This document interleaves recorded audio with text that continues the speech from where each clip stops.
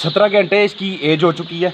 अभी इसको 4 घंटे पहले फ्लशिंग की है इसकी, और फ्लशिंग में करता हूँ चीनी के साथ सिरके की। 5% सोल्यूशन बनाता हूँ चीनी का, और 1:1 की रेशो से इसके पानी में हम सिरका चलाते हैं। फ्लशिंग का बेसिकली पर्पज़ क्या होता है, मकसद क्या होता है इसके ऊपर, जैसे ही हम फ्लशिंग करते हैं तो उससे कम से कम 3.5 घंटे या 3 घंटे के बाद जो चिक्स की जो ड्रॉपिंग्स होती हैं वो काफ़ी ज़्यादा लूज़ ड्रॉपिंग्स होती हैं, और कुछ ड्रॉपिंग्स के अंदर थोड़ी थोड़ी बबल्स भी शामिल होती हैं। ये फ्लशिंग आपने लाजमी करनी होती है जब आपके पास चूज़ा पहुँचे। कुछ लोग इसको 4 घंटे के बाद करते हैं, कुछ 8 घंटे के बाद, कुछ 10 घंटे के बाद। मैं इसको लगभग 8 से 10 घंटे के बाद करने को तरजीह देता हूँ कि इतनी देर बाद हमें इसे करनी चाहिए। फ्लशिंग से इसका सारा जिस्म एक मरतबा खुल जाता है, इसकी जो अंतड़ियाँ हैं वो बिल्कुल ओपन हो जाती है, यानी कि इसका जो निज़ाम है, इंहज़ाम है, हज़मे का जो निज़ाम होता है चिक्स का, वो बड़ा बेहतरीन रहता है जब आप एक मरतबा इसकी फ्लशिंग कर लेते हैं। तो फ्लशिंग के बाद अब मैं कम से कम इसके 4 से 5 घंटे इसका वेट करूँगा। उसका वेट करने के बाद फिर अगली इसकी ट्रीटमेंट होगी, हमने जो भी इसको पानी में जो चीज़ पिलानी हुई। तो अभी तक इसका क्या है कि आगाज़ में जब आपके पास चूज़ा आता है तो उस वक्त आप जो उसको फीड देते हैं, या आप नीचे की जानब देख सकते हैं, एक तरफ तो मैंने छोटी छोटी वो ट्यूबें भी रखी हुई हैं, लेकिन उन ट्यूब्स के अलावा आपको नीचे भी फीड डालनी चाहिए। उसकी वजह ये होती है कि सारे चिक्स एकदम से एक्टिव नहीं होते, कुछ बीच में थोड़े से कमज़ोर चिक्स भी आ जाते हैं, किसी की टांग ख़राब हो सकती है, सफ़र करके आए होते हैं, टोकरी के अंदर पैक हुए होते हैं। तो उस वजह से शुरू में तमाम चूज़ों को चलने फिरने, भागने दौड़े में बाज़ का थोड़ा बहुत मसला आता है। इसलिए आपकी पूरी कोशिश होनी चाहिए कि जो खुराक और पानी है, ये दो जो चीज़ें, ये चूज़े को बिल्कुल करीब करीब से मिले। दाएं बाएं, आगे पीछे, कोई ज़्यादा लंबा वक्फा नहीं होना चाहिए, ज़्यादा लंबी स्पेस नहीं होनी चाहिए, वहाँ पे इसको ये चीज़ें मिलना शुरू हो जाए। और इसके अलावा जब आगाज़ में ये मेरे पास आया था तो मैंने जैसे पहले आपको वीडियो में बताया कि आपने इसकी एक्टिविटीज़ देखनी है, सरगर्मियाँ देखनी है, उसके बाद इसकी आंखें देखनी है, इसकी चोंच देखनी है, बिल्कुल चमकदार शाइनी आँख होनी चाहिए इसकी।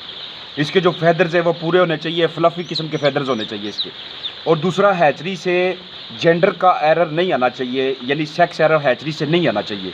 यानी कि आपकी चिक्स के अंदर अगर आपने मुर्गियाँ मंगवाई हैं तो वो सारी की सारी मुर्गियाँ होनी चाहिए, उसमें मुर्गा शामिल नहीं होना चाहिए। अगर आपने मुर्गा मंगवाया तो सारी मुर्गी शामिल होनी चाहिए, और मुर्गा मुर्गी दोनों मंगवाएं तो उसके अंदर सेक्सर नहीं होना चाहिए, यानी उसके अंदर कॉकरल नहीं होना चाहिए। अगर सेक्सर उसके अंदर हुआ तो वो बाद में क्रॉसिंग नहीं कर पाएगा, आपके फ्लाक में उसने ढेर सारे मसले पैदा कर देने। इसलिए आपने जब भी आपके पास चिक्स आएँ उसमें आपने सबसे पहले ये देखना है कि किसी किस्म का कोई एरर तो नहीं। उसके बाद जो मुझे छोटे छोटे चूज़े जो नज़र आ रहे हैं, जिस चूज़े को थोड़ा बहुत मसला होता है चलने फिरने में, भागने दौड़ने में, उस चूज़े को क्या करना है आपने, शेड के अंदर नॉर्मल टेम्परेचर जो इस वक्त मैंने रखा हुआ है वो है 34.5, 34.5। कल ये दर्जा हरारत था 35.2, 35.3 तक चला गया था, लेकिन कोई मसला नहीं होता, क्योंकि पहले दिन जब आपके पास चूज़ा आता है उसके जिस्म के ऊपर जो पर होते हैं वो बहुत छोटे छोटे होते हैं। हमारे जिस्म का जो इंसुलेटिंग मटेरियल है वो हमारी स्किन है। इसके अलावा हम अपने ऊपर कपड़े पहन लेते हैं, बहुत ज़्यादा सर्दी हो जाए स्वेटर वगैरह पहन लेते हैं। चूज़े को ऊपर पहनने के लिए नाम कपड़े देते हैं, नाम स्वेटर देते हैं। तो इसके लिए उसके कपड़े भी, उसका स्वेटर भी, उसका जो सारा मटेरियल होता है वो इसके ये पर होते हैं। इन परों की वजह से चूज़ा अपने आप को सर्दी से महफूज रखता है, क्योंकि ये पर होते हैं छोटे छोटे इसके। तो इस वजह से जिस मौसम में हमें बहुत ज़्यादा गर्मी महसूस हो रही होती है, हमें ऐसा लगता है कि जैसे हमें पसीना आ रहा है, उसी मौसम के अंदर, उसी दर्जा हरारत के अंदर हमारे चिक्स को बहुत ज़्यादा गर्मी लग रही होती है। तो मैंने कहा था कि पहले दिन आप इसका टेम्परेचर कम से कम 35 रखेंगे, उसके बाद आधा आधा डिग्री करके नीचे लेते आएंगे आप। तो बात आई कि जो आपके पास छोटे चूज़े हैं, जो लंगड़े चूज़े हैं, उनको हमने अगर आज 17 घंटे के बाद आपने हाउस में 34.5 डिग्री टेम्परेचर रखा हुआ है, तो जो आपने चिक्स अलहदा किए हुए हैं उन चिक्स को आपने कम से कम 35.5 डिग्री टेम्परेचर देना है। क्योंकि 1 डिग्री ज़्यादा टेम्परेचर देने से जो कमज़ोर परिंदे होते हैं, जो थोड़े से लागर होते हैं, उनके अंदर जान आ जाती है। और ये टेम्परेचर का मतलब भी क्या है, हरारत, और हरारत का दूसरा नाम है ताकत, यानी इसको एनर्जी कहते हैं। शुरू में आप चूज़े को पानी के साथ अगर को हरारत देना चाहते हैं तो वो आपकी लाइट है, हीट का सोर्स है, चाहे वो आप ब्रूडर आपने लगाया हुआ है, चाहे नज़दीक को बट्टी रखी हुई है, चाहे एक तिंगारी से रखी हुई है उसमें कोयले मौजूद हैं, चाहे आपने 100 वाट के बल्ब लगाए हुए और उनकी हरारत से उसको एनर्जी मिलती जा रही है और वो अपने पाँव के ऊपर खड़ा होता जा रहा है। इसके अलावा आपने उन चिक्स, जो नॉर्मल जो चिक्स है आपके पास, उनको आप मल्टीविटामिन बूस्टर्स वगैरह दे सकते हैं थोड़ी तादाद में। लेकिन जो आपके पास चूज़े कमज़ोर हैं उनको आपने मल्टीविटामिन ज़रा हैवी डोज के साथ देने। नॉर्मल अगर आप 1-1 से चला रहे हैं तो जो आपके पास कमज़ोर हैं उनको आप 2-1 से या 3-1 से उसको चलाएं आप। इसके अलावा आप उनको जो ग्लूकोज की मिकदार है वो भी ज़रा बढ़ा के दे सकते हो उसके अंदर। ये जितने भी जो ताकत वाली अशियाँ हैं वो आपने उनको ज़रा बढ़ा के देनी है। आपने जिस जगह पे वो चूज़े रखने हैं उस जगह पे कोई ऐसा चूज़ा नहीं होना चाहिए कि जो, क्योंकि छोटे-छोटे चूज़े एक दूसरे को मारना शुरू हो जाते हैं। इसके अलावा जो आपका हीट सोर्स है, हीट सोर्स आपका प्रॉपर होना चाहिए, यानी कि गर्मी का आपने सोर्स इसको कहाँ से देना है। गर्मी का सोर्स आपने आप देख रहे हैं कि मैंने ऊपर की जानब बल्ब लटकाए हुए, रात को बल्ब थे इसके लिए, और दिन के वक्त इसके लिए बाहर से सनलाइट आ जाती है, वही इसके लिए बहुत ज़्यादा काफ़ी होती है। इसके अलावा आप देख रहे हैं कि अब जब इसकी हम इसके बाद फ्लशिंग के बाद जब हम इसकी वैक्सीन्स वगैरह करेंगे और फिर उसके बाद उसकी एंटीबायोटिक्स का कोर्स करेंगे, तो उसके लिए आपने चिक्स को तैयार करना है। अगर चिक्स किसी वजह से थोड़ा बहुत आपको प्रेशर में नज़र आ रहे हैं, थोड़ा बहुत वो आपको स्ट्रेस में या दबाव में नज़र आ रहे हैं, तो उस केस में आपने कोई भी एक्टिविटी नहीं करनी। उस केस में आपने कुछ देर, थोड़ी देर आपने इंतज़ार करना है, और इंतज़ार करने के बाद आपने चाहे 2 घंटे, 4 घंटे, 5 घंटे, जितना भी टाइम आपको लगता है। ये जो नीचे की जानब आपको मैं ब्रूडिंग पेपर दिखा रहा हूँ, इसका मैंने आपको बताया था कि इसका ये मकसद क्या होता है कि ये जो है ना, अगर पंजा उसका काफ़ी ज़्यादा ख़राब हो तो ख़राब पंजे की वजह से वो उसके लिए और मसला बन जाता है। अगर आप नीचे सिर्फ बोकर रखेंगे, उसकी जो किनारे हैं वो बहुत ज़्यादा नोकीले होने की वजह से इसके पंजों को काफ़ी ज़्यादा मसला बन जाता है।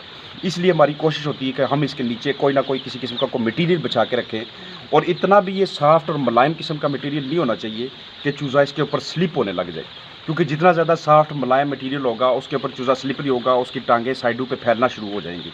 तो इस चीज़ को भी आपने अवॉइड करना है। और रात को मैंने आपको बताया था कि आपने चूज़े की वेंट देखनी है, उसका जो पिछला हिस्सा है, और उसके अलावा चूज़े की आपने नेवल देखनी है कि वो अच्छी तरह से हील हुई है या कि नहीं। अगर उसमें ज़्यादा ज़ख़म मौजूद है या वेंट में ज़्यादा ज़ख़म मौजूद है तो इसका मतलब है आपके पास चूज़ा ठीक क्वालिटी का नहीं आया। तो इसके बाद आपके पास अपना पूरा वाटर शेड्यूल होना चाहिए। अब आपने इसको जो खुराक देनी है, पहले दिन जो आप इसको खुराक देते हैं वो आप इसको मर्ज़ी से खुराक देते हैं। शाम को आप कैलकुलेट कर लेते हैं कि मेरे इस चूज़े ने टोटल खुराक अब तक कितनी खाई है, कितने ग्राम फी परिंदा बनते हैं। फिर उसके बाद अगले दिन आप क्या करते हैं कि आप उसको कैलकुलेट करके डालते हैं। मिसाल है, पहले दिन पे आपके बर्ड ने 4 ग्राम खुराक खाई है, अगले दिन आप उसको 6 साढ़े 6 ग्राम खुराक देंगे।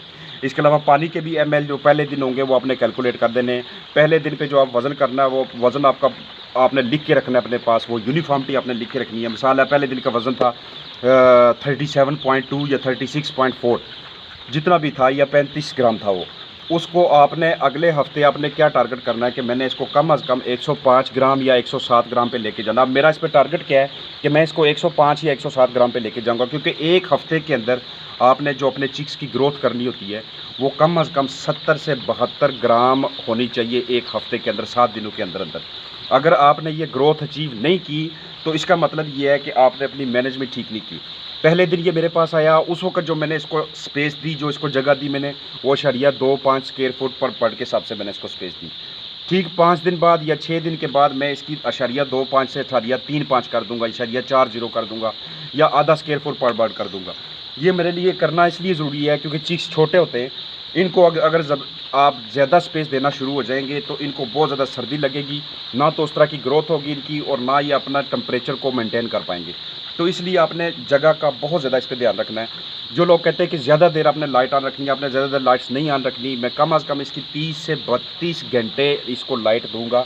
और जब इसको 30 से 32 घंटे लाइट दूंगा और एक बार देखूंगा कि ये अपने पाँव पे आ गई है, ये अपने पाँव पे खड़ी हो गई है, अब इसको किसी किस्म की और ज़रूरत नहीं है, खुराक पे भी आ गया, पानी पे भी आ गया, तो उसके बाद मैं इसकी लाइट्स को मुकम्मल तौर पे ऑफ कर दूंगा जब तक मेरी मुर्गी अंडे पे नहीं आ जाती।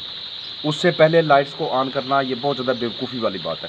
और इसके अलावा ये जो आप पानी के लिए देख रहे हैं सामने, शुरू में आपने लगाने हैं छोटे छोटे डॉल्स लगाने हैं, बेबी डॉल्स वगैरह। शुरू में आप इसको इसमें पानी देते हैं, आपने अपने पास छोटे छोटे टप रखे होते हैं, उस टप में आपको 25 लीटर का टप हो या 30 लीटर का टप हो, उस टप के अंदर आप 1-1 की रेशो से या 1-2 की रेशो से पानी बनाएं, और फिर उसको आप छोटे छोटे मग्गे के ज़रिए आपने उसको मुख्तलिफ बर्तनों के अंदर तकसीम करना है, ये जो आप देख रहे हैं। इसके साथ साथ ये जो आप नीचे पीछे वाटर लाइन्स देख रहे हैं, इन वाटर लाइन्स को भी मैं आस्ता आस्ता अब नीचे करता जाऊँगा, ताकि ये इस बेबी डॉल से पीने के बाद जिसने उससे पीना है वो उससे भी पी सके। क्योंकि आप जितनी जल्दी उसको आदत डालेंगे ड्रिंकर से पीने की, बड़ा जो राउंड ड्रिंकर होता है, या जो आपने वाटर लाइन अंदर लगाई हुई है जिसमें निपलें, जितनी जल्दी उसकी आदत उस पर बना लेंगे उतनी जल्दी और उतनी अच्छी आपके बर्ड की ग्रोथ होने वाली है। इसलिए आपकी पूरी ट्राई होनी चाहिए कि आपने आगाज़ में ये जो मैंने आपको फीड का तरतीब बताई आपको, जो आप लोगों को मैंने फ्लशिंग का तरीकाकार बताया, जो उसके नीचे बिछाली होती है ये वाली, और फिर आप इसकी जो वक़्त के साथ साथ जैसे आपने बर्तनों की तब्दीलियाँ करते रहते हैं, ये आपने सारी चीज़ों का ध्यान रखना है। अगर किसी मेरे दोस्त ने ये पूछना हो उसका ब्रूडिंग के हवाले से, चिक्स की केयर के हवाले से कोई और क्वेश्चन हो, तो वो मुझे कमेंट सेक्शन में मुझसे रब्ता कर सकता है।